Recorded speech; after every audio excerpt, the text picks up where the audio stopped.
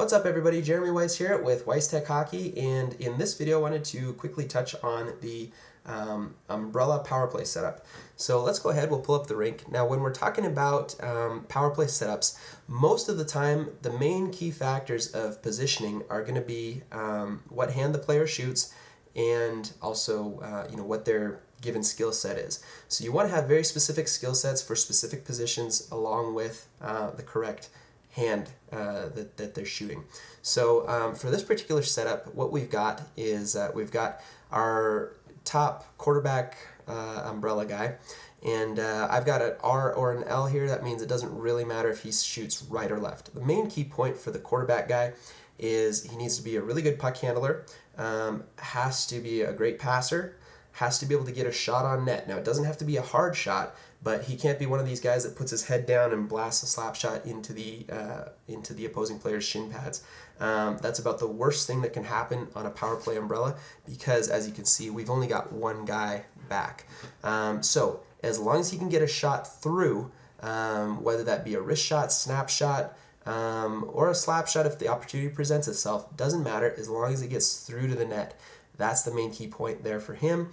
And then it also really helps if he's got a little bit of defensive ability, because every now and then, unfortunately, it does happen where the other team gets it and there's an odd man rush or a possible one-on-one going the other way. So for him to be able to play a one-on-one or a two-on-one is an added bonus for that quarterback guy. So those are the main key points for this guy. This guy has to be, it's best if he's a right-handed shot with a good one-timer. That's the main key points for this guy, as well as good passing always helps there as well. Same thing over here, left-handed, good one-timer shot, and a good passer as well. And then we've got our low guys. We want a right-handed shot on this side, a left-handed shot on this side. These guys need to be diggers. So these guys need to be, hard-nosed, tough hockey players. They're probably going to pay a price in front of the net. So they need to be going in expecting that. But these are the guys that are going to pick up a lot of the garbage goals. And it's very important that they're there and ready to pound home rebounds. It also helps if they're fast, because when a rebound goes off into the corner, we want to be the first ones to the puck to get it back and regain control and set up our umbrella again. So good hard one-timer shots, good rebound diggers, nose for finding the back of the net, as well as a little bit of speed helps out with these two positions here. So we've got a righty on this side, a lefty on this side, and that's your basic umbrella setup. Now the umbrella works really well if you think in terms of two passes. So two cross-ice passes and a shot on net, one-time shots. That's where it's you're really going to have a lot of good success with the umbrella.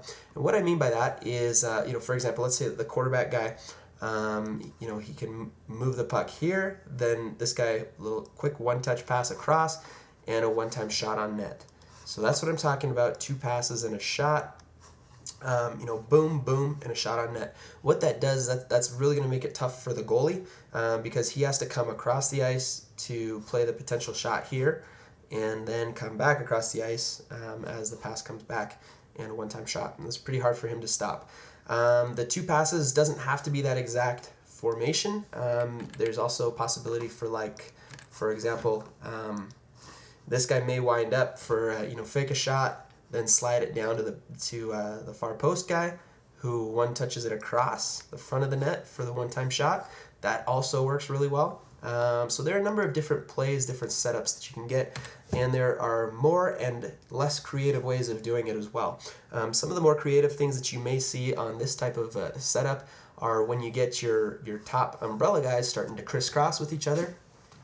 So a little crisscross, this guy starts dragging the puck in towards the middle, drops it off for this guy who walks out. That usually will suck one of the forwards over, and then this guy can walk in. There are different, little creative ways of doing that.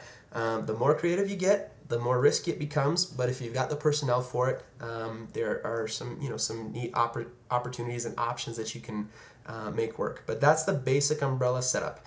We'll get into a little bit more complex version of the umbrella. It's actually a hybrid between the overload and the umbrella, but I'll show you that in the next video. So go check that one out as well.